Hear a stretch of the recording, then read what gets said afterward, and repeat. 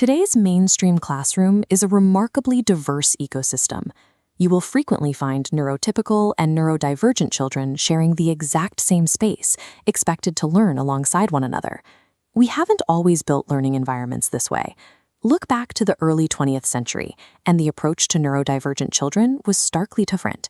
Rather than attending standard schools, these students were often assigned to medicalized settings, working from hospital beds under the supervision of nurses instead of teachers.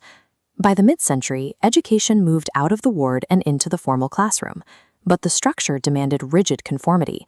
Desks faced forward, and a single centralized lesson, like this one on a Halloween chart, was delivered to the entire room at once. If a student couldn't process information exactly as it was presented, they were effectively excluded. Decades later, schools attempted mainstreaming. The physical architecture of the room changed. Rows of individual desks were pushed together into grouped desk clusters. The goal was to facilitate social integration by physically placing everyone at the same table. Physical proximity alone is insufficient for learning. An autistic child sitting at a mainstream desk still faces an inaccessible environment unless the instructional methods shift to match how they process information. The most immediate barrier an autistic student faces in these shared spaces is sensory overload. Their nervous systems process environmental data differently, meaning normal background activity can quickly register as physical distress. Think about the ambient data of a typical school day. Overlapping voices from 30 kids, the constant hum and flicker of overhead fluorescent lights, or the sudden, shrill mechanical school bell. For a neurodivergent brain, this is an overwhelming wave of competing inputs. Combine that sensory wave with unpredictable daily schedules and highly nuanced verbal social cues. A standard learning space quickly becomes an exhausting cognitive minefield, where the student spends all their energy just trying to survive the environment, rather than absorbing the material. To actually teach these students, educators have to look beyond simply giving them a seat. They have to actively dismantle these invisible barriers and redesign the classroom ecosystem itself. The first strategy is establishing structural predictability. Anxiety spikes when the future is unknown, so educators use time itself as a tool to create a baseline of safety.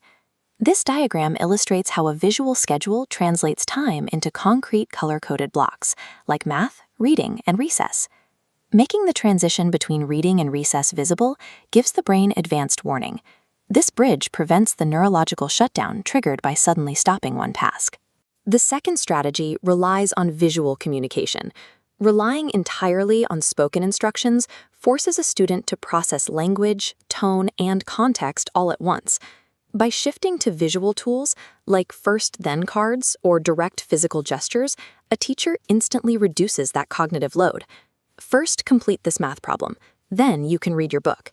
It delivers an immediate, actionable sequence of events without requiring the student to decode a long verbal command. When you standardize the flow of the day and make information visible, you remove the guesswork. A chaotic room becomes a highly predictable system. The third strategy is sensory support. A brain cannot absorb new academic information if the body is busy fighting off environmental distress. To counter this, classrooms incorporate spaces like a calm corner. This is a dedicated area for neurological regulation, completely separate from any concept of a timeout or punishment. It's a proactive tool a student can choose to use when they feel the environment becoming too loud or too bright. This data visualization models what happens internally.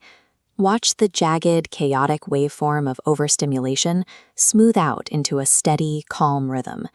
That physical drop in heart rate and anxiety is what happens when a student is given access to noise-canceling headphones or soft, natural lighting. The sensory shield brings the nervous system back to a baseline state. The fourth strategy is specific encouragement. Traditional education often focuses heavily on managing negative behavior, but true inclusion requires building up psychological confidence. This means actively searching for daily micro-successes. When a student manages a difficult transition or attempts a challenging social interaction, educators must catch that specific moment and celebrate it immediately. This rapid feedback loop reinforces the positive learning habit right as it happens. These four approaches work together to build a physiological and emotional safety net. Once the student feels secure in their space, authentic learning can actually begin. Step back and look at a classroom where these methods are fully integrated. The environment operates at a steady, intentional hum. You see the results in moments of genuine collaboration. A neurotypical student and an autistic student sitting side by side, effectively communicating and placing the final pieces of a complex structure together. And the benefit of this design extends to everyone. Every single student in the room gains an advantage from having clear instructions, reliable routines, and a shared vocabulary for emotional awareness. Integrating these designs into the daily flow transforms diversity from a theoretical policy into a foundational social behavior. Students learn to anticipate and respect different ways of being through direct, constant interaction. These strategies translate the abstract idea of inclusion into a set of functional, daily actions. When educators stabilize the environment and clarify the routine, they create a space where every student is validated as a capable and essential part of the class. Take a look at the spaces you navigate every day: your own office, your community center, your own home. What is one small, specific change you could make today to ensure that environment is genuinely accessible to everyone?